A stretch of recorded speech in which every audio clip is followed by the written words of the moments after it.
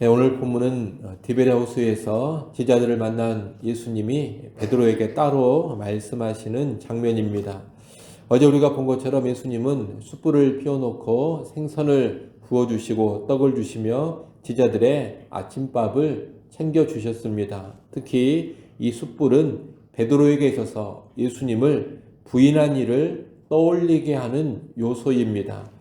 그가 숯불을 피워놓은 곳에서 불을 쬐는 가운데 예수님을 부인했기 때문입니다.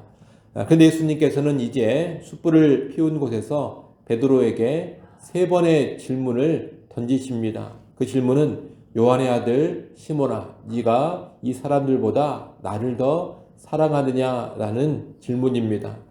예수님은 베드로를 향해 요한의 아들 시몬이라고 먼저 부르십니다. 요한의 아들 시몬은 요한복음 1장에서 예수님이 베드로를 처음 만나셨을 때 불렀던 이름입니다. 그 첫 만남에서 예수님은 베드로를 보시면서 네가 요한의 아들 시몬이니 장차 게바라 하리라 그렇게 말씀하셨습니다. 그런데 반석이라는 뜻을 가진 게바 베드로답지 못하게 그는 예수님을 부인하고 말았습니다. 예수님은 그때 그 처음 이름을 다시 부르고 계십니다. 이것은 너는 베드로가 못된다 하면서 베드로를 낯뜨겁게 하려는 그런 의도가 아닙니다. 베드로로 하여금 예수님을 처음 만났을 때의 기억을 떠올리게 하는 겁니다. 예수님을 처음 만나 제자의 삶을 시작했던 그때를 떠올리게 하려고 요한의 아들 시몬아 이렇게 부르신 겁니다. 처음 만남, 처음 시작을 떠올리게 하면서 지금 다시 시작하자 그런 의도입니다.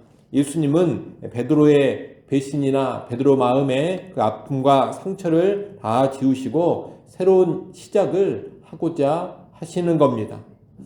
네가 이 사람들보다 나를 더 사랑하느냐라는 질문은 여기 있는 다른 사람들이 예수님을 사랑하는 것보다 베드로가 예수님을 더 사랑하는지를 묻는 질문입니다. 베드로는 예수님을 3번 부인했습니다. 그런 베드로를 향해서 너의 마음, 너의 중심은 어떠하냐 이것을 묻고 계시는 겁니다. 비록 네가 나를 부인하기는 했지만 그래도 너는 네 마음을 봤을 때 나를 가장 사랑하는 사람이 아니냐 이것을 확인하고자 이런 질문을 던지고 계시는 겁니다. 베드로는 예수님의 질문에 내가 주를 사랑하는 줄 주께서 아십니다 라고 답합니다. 비록 자기가 예수님을 부인하기는 했지만 사실 자기는 정말로 주님을 사랑하고 있다라는 것을 고백하고 있는 겁니다. 내 마음이 어떤 마음인지는 전지하신 주님께서 잘 알고 계시지 않습니까? 이런 답을 하고 있는 겁니다. 아마 베드로는 예수님을 3번이나 부인하고서 심한 자책감에 휘달렸을 겁니다. 마음은 그렇지 않았는데 두려움으로 인하여서 연약함 때문에 예수님을 부인하고 말았습니다. 그것이 무척이나 괴롭고 너무나 힘듭니다. 그렇다고 다시 예수님 앞에 나설 용기도 없고 그 일에 대해 뭐라고 말하는 것도 부끄러울 뿐입니다. 예수님은 이런 베드로를 찾아오셔서 베드로가 3번의 사랑 고백을 진실하게 할 수 있도록 질문을 던지신 겁니다. 많이 위축되어 있는 베드로가 자기의 마음, 자기의 사랑을 표현할 수 있는 그런 기회를 주신 겁니다. 이런 과정을 통해서 예수님을 3번 부인했던 베드로는 이제 3번 주님을 사랑한다는 고백을 하게 됩니다. 그것도 그 누구보다 더 나는 주님을 사랑합니다. 이런 고백을 하게 합니다. 모든 것을 다 알고 계시는 주님 앞에서 주님이 아시나이다 하면서 이 고백이 가식이 아닌 진심이라는 것을 고백합니다. 그리고 이 고백을 하면서 베드로는 예수님을 향한 죄책감과 죄송스러움 같은 그 마음의 짐을 다 떨치게 됩니다. 우리는 이를 보면서 예수님께서 얼마나 당신의 제자들을 사랑하시고 배려하시는지를 알게 됩니다. 따뜻하고 아주 세심하게 베드로를 대하시면서 베드로 자신의 수치와 부끄러움, 예수님에 대한 죄책감과 민망함을 다 떨칠 수 있게 해 주신 겁니다. 여러분, 예수님은 이 요한복음 21장 본문에서 계속해서 어떤 분으로 드러나고 계시느냐? 두려워하는 제자들, 의심 많은 제자들, 낭망하고 실패한 제자들을 따스한 사랑으로 돕고 섬기면서 세워주시는 분으로 드러나고 있습니다. 그분의 이 사랑과 은혜로 제자들은 새 힘을 얻고 다시금 회복되고 변화된 삶으로 나아가게 되는 겁니다. 오늘날 우리 역시 이러한 사랑과 은혜로 찾아와 주시고 회복시켜 주시는 예수님이라는 것을 잘 알아야 하겠습니다. 여러분, 우리가 범죄하고 실패했을 때 물론 그 죄에 대한 책망도 예수님이 하시기는 합니다. 하지만 그는 책망과 정죄보다도 예수님의 더 큰 관심은 무엇이냐? 우리를 변함없는 사랑과 은혜로 대하여 주시고 우리를 그 죄와 실패로부터 회복시켜 주시고 다시 일으켜 주시는 겁니다. 그것이 예수님의 더 중요한 관심사라는 겁니다. 사실 죄에 대한 책망과 정죄도 고집스럽게 완악하게 계속해서 또 죄를 짓고 또 죄를 짓고 또 죄를 지었을 때 나타나시는 모습이지, 우리가 죄 한번 지었다고 실패 한번 했다고 바로 호되게 꾸중을 하시고 바로 호되게 심판하시는 그런 분이 결코 아니라는 겁니다.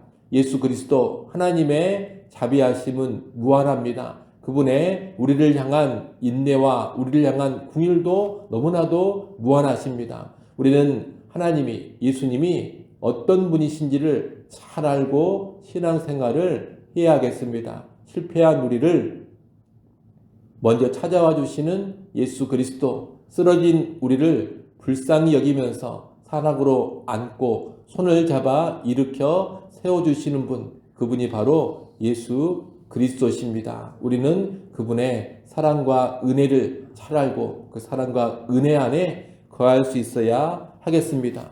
아울러 어제도 말씀드렸습니다만 우리 또한 다른 사람들을 도와갈 때 예수님의 이 모습으로 도와갈 수 있어야 하겠습니다.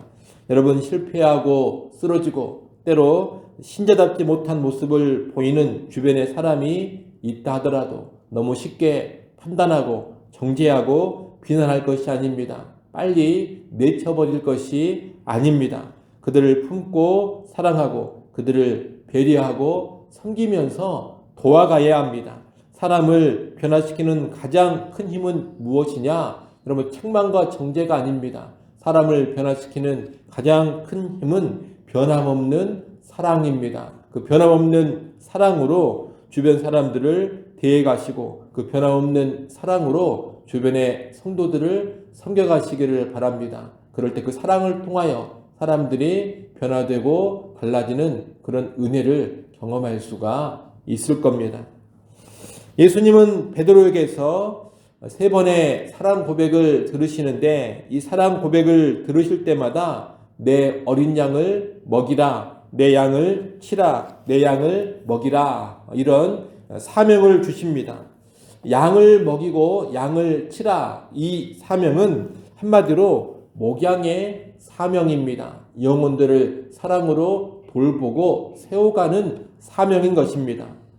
사랑의 고백을 하는 베드로에게 이런 사명을 주시는 것은 예수님께서 자신을 사랑하는 사람들에게 자신의 양을 맡기신다는 것을 알려줍니다. 동시에 예수님을 사랑하는 이들은 그 사랑의 증거로 예수님의 양을 치는 일을 해야 한다는 것도 알려줍니다. 여러분, 우리가 예수님을 사랑한다면 당연히 예수님이 가장 귀하게 여기는 것을 똑같이 귀하게 여길 줄 알아야 합니다. 우리가 예수님을 사랑한다면 예수님이 가장 사랑하는 대상을 우리도 사랑해야 합니다. 그런데 예수님께서 가장 귀하게 여기시고 가장 사랑하시는 대상이 무엇이냐? 예수님의 양들입니다. 달리 말하면 교회, 성도들인 겁니다. 예수님은 이 양들을 위해 죽어주셨습니다. 교회를 위해 피를 흘려주셨고 핏값 주고 교회를 사셨습니다. 예수님의 최고의 사랑의 대상, 지극한 관심의 대상이 바로 예수님의 양들, 성도들, 교회인 것입니다. 그래서 베드로에게 이 양들을 맡기시며 교회를 돌볼 것을 사명으로 주신 겁니다. 자신을 그 누구보다 더 사랑한다는 베드로에게 주님께서 가장 귀하게 여기시는 양떼, 교회를 맡기셨다는 겁니다. 따라서 오늘날 우리도 예수님을 사랑한다면 반드시 예수님의 양들의 관심을 가져야 합니다. 교회에 관심을 갖고 교회를 돌아볼 줄 알아야 합니다. 성도들을 돌아보고 성도들을 돕고 성도들을 세워가야 합니다. 교회를 건강하고 든든하게 세워야 합니다. 교회를 말씀으로 먹이고 사랑으로 돌보고 수고함과 희생으로 섬겨야 하는 겁니다. 여러분, 이 일은 목사만이 하는 일이 아닙니다. 이 일은 누가 하는 일이냐? 예수님을 사랑한다는 모든 사람들이 해야 하는 일입니다. 여러분, 성도를 사랑하지 않고 교회를 사랑하지 않고 교회를 섬기지 않는 사람은 절대로 예수님을 사랑하는 사람이 아닙니다. 예수님을 사랑하는 사람은 반드시 성도들을 사랑합니다.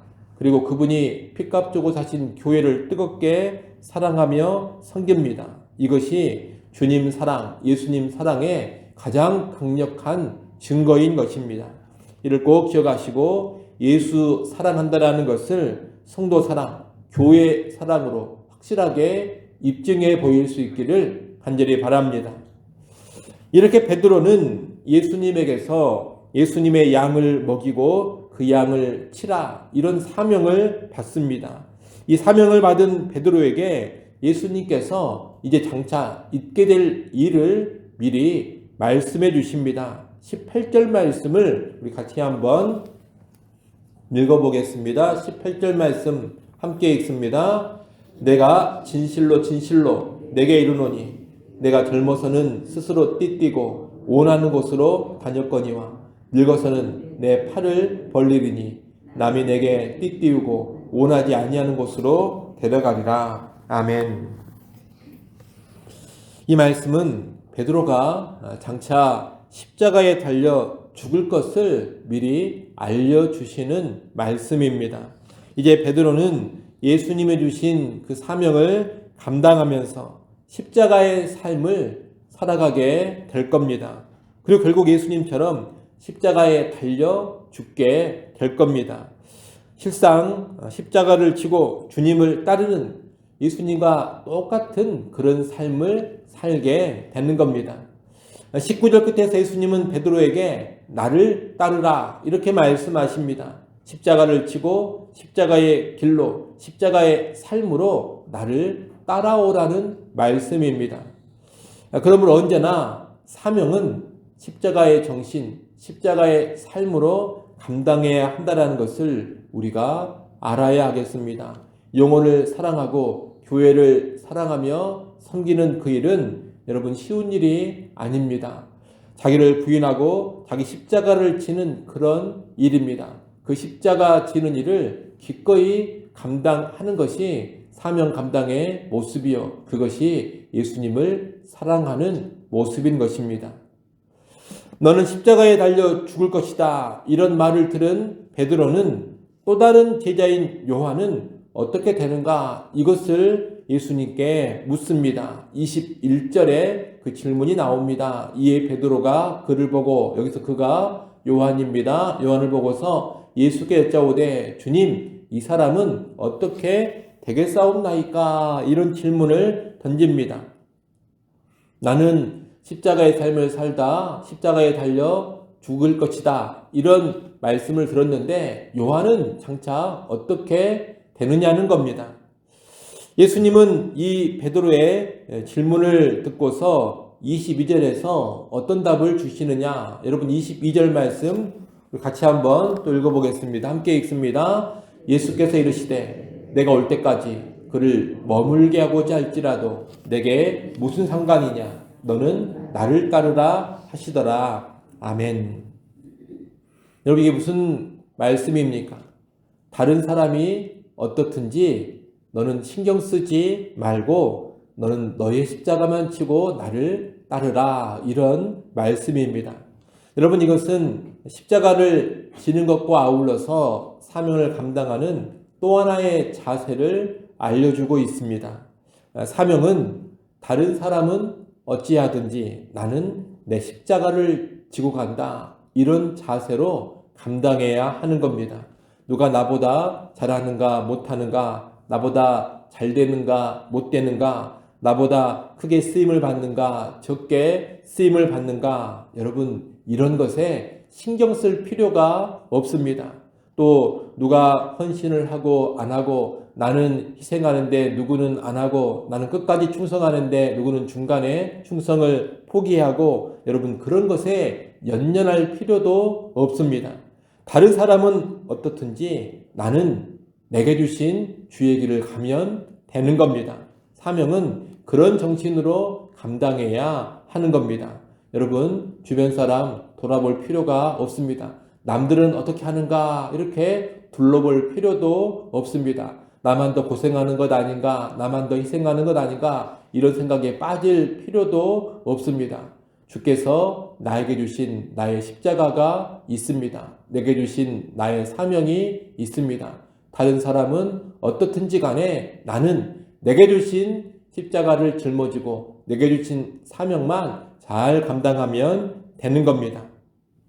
오늘 본문에서 예수님을 통해 회복되고 사명을 부여받은 베드로는 이후 다른 사람 어찌하든지 끝까지 양을 치고 교회를 위해 살아가면서 십자가를 지는 삶으로 나아갔습니다. 그리고 결국 그는 십자가에 거꾸로 매달려 순교했습니다. 참으로 신실하게 끝까지 사명 감당하는 삶을 살았던 겁니다.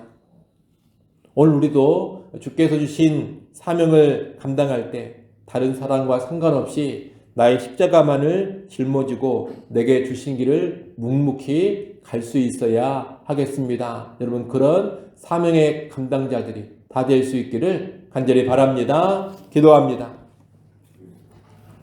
하나님 아버지, 실패하고 쓰러지고 넘어진 베드로를 찾아와 주셔서 그 모든 상처와 모든 마음의 짐을 제거해 주시고 다시금 사명을 주신 모습을 보았습니다. 오늘 우리가 실패하고 쓰러지고 넘어졌을 때 거기서 끝내버리지 않게 하시고 다시금 찾아오셔서 손을 내밀어 주시고 붙잡아 주시고 일으켜 세워주시는 주님의 사랑과 은혜 안에서 회복되게 하여 주옵소서. 또한 주께서 주신 그 사명을 꼭 기억하게 하시고 영혼을 돌아보고 교회를 사랑하고 교회를 섬기는 이 귀한 사명을 충성스럽게 감당해 가게 하여 주옵소서. 다른 사람 눈치를 보지 않게 하시고 다른 사람의 모습에 주목하지 않게 하시고 다른 사람 어찌하든지 내게 주신 사명에 집중하며 내게 주신 십자가를 짊어지고 주를 따르게 하여 주옵소서. 아버지 하나님, 이 새벽 시간 다시 하나님 앞에 나와 엎드립니다. 하나님, 간구하는 주의 백성들을 긍휼히 여겨 주옵소서. 이 새벽 시간 나와 우리의 가정과 자녀들을 위하여 또 주의 몸된 교회를 위하여 나라와 민족을 위하여 온 땅을 위하여 기도해 갈 때 크신 은혜가 임하게 하시고 귀한 응답들이 펼쳐져 가게 하여 주옵소서. 예수님의 이름으로 기도드리옵나이다. 아멘.